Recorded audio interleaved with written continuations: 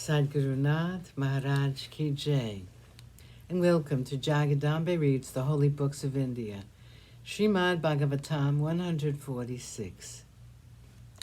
As you may remember, Rahu pretended that he was a deva and he got to taste the Amrit. But Chandra the moon and Surya the sun indicated to Mohini what he had done, and Mohini cut his head off. Then Brahma honored Rahu by making him one of the planets. As a punishment for the sun and the moon, the planet Rahu was allowed to swallow them during certain times.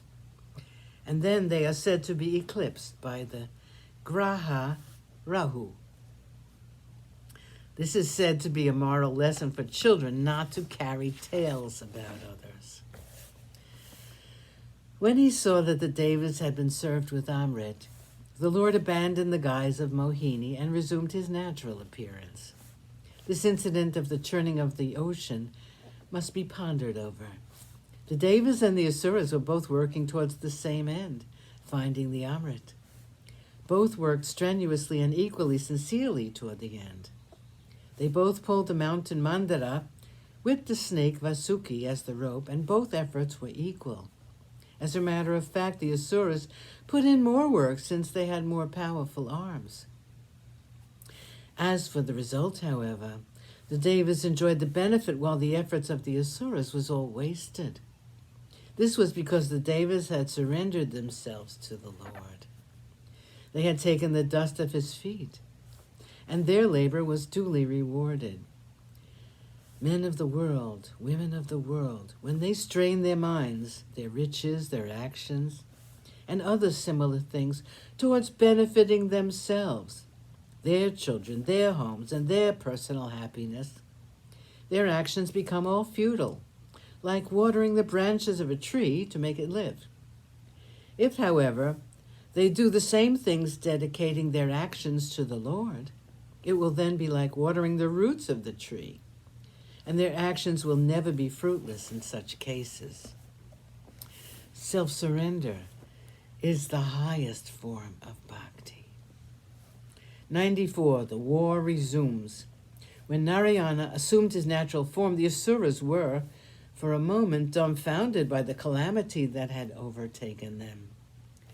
Before they could think, the Lord vanished from their sight. They were startled into action. Lifting their weapons high in the air, the Asura host rushed toward the Devas, and there ensued a terrible battle on the shores of the ocean. The Asuras were furious because of the deception to which they had succumbed, and this enraged them. They fought with added fury. Each one of them was intent on destroying as many Devas as possible.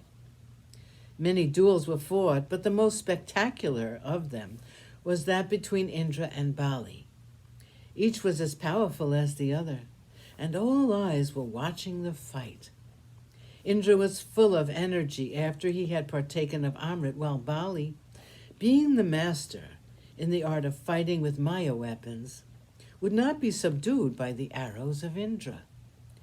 Out of the sky rained weapons like fire and stones and javelins. This caused havoc in the Deva host, and the Devas did not know how to counteract it.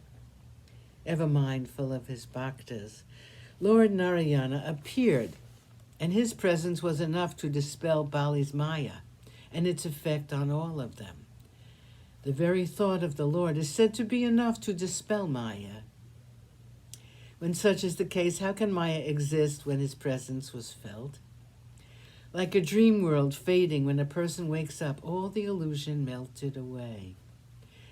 But Bali was undaunted. He attacked Narayana himself with his many weapons. Kalanemi, one of the henchmen of Bali, threw a javelin at the Lord, and he was killed when Narayana caught it in his hand and sent it back to Kalanemi. Mali and Sumali were killed by the chakra of the Lord. Indra then challenged Bali to a duel. Sadguru Nath Maharaj Ki Jai. Thank you for coming. I hope you come again.